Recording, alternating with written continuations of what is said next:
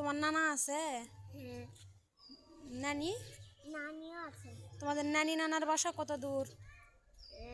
রাজশাহী? হুম, ও, স্কুলে ভর্তি হবে না রাজশাহী না নওগাঁতে ভর্তি হবে? আমি শিশুতে রাজশাহী নানির বাসায় ভর্তি হবে না বাবার বাড়িতে ভর্তি হবা? আমি এইখানে ভর্তি হব। তাই? হ্যাঁ, স্কুলে না মাদ্রাসায়? মাদ্রাসায়। তাই? আচ্ছা, তাহলে তোমাকে একটা হেজাবও বানা দেবো নি, হ্যাঁ, আচ্ছা, সুন্দর দেখে। আচ্ছা। আচ্ছা, তুমি এখন কি করবে তাহলে? হ্যাঁ, এখন তাহলে কি করবে তুমি?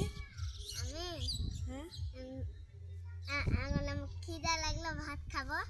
তাই? হ্যাঁ, তোমার কথা আর তোমার হাসি তো সেই সুন্দর। কে সুন্দর এই বানাইছে? হুম, সুন্দর হাসি কে বানাইছে? আমার আম্মু। আম্মু বানা দিছে? হ্যাঁ, তাই? আচ্ছা, বিয়া কোন জায়গাত হচ্ছে রে, গান বাজিচ্ছে? আমি জানি না তো। জানো না? না, শুনতে পেয়েছি। তো এই গানে তো আমার ইয়াই ভয়েসই হচ্ছিল, শোনা যাচ্ছে না রে। তুমি একটু জোরে কথা বলো, হ্যাঁ, জোরে জোরে কথা বলবে। আচ্ছা, হুম। আচ্ছা, তুমি বাসায় যাও, আমি আবার সুন্দর সময় তোমায় ডাক দিব নি, হ্যাঁ, আচ্ছা, রুটি খেতে। আচ্ছা। ঠিক আছে? হুম, আসসালামু আলাইকুম বন্ধুরা, দেখেন পরনে কাপড়ও কত নোংরা হয়ে আছে।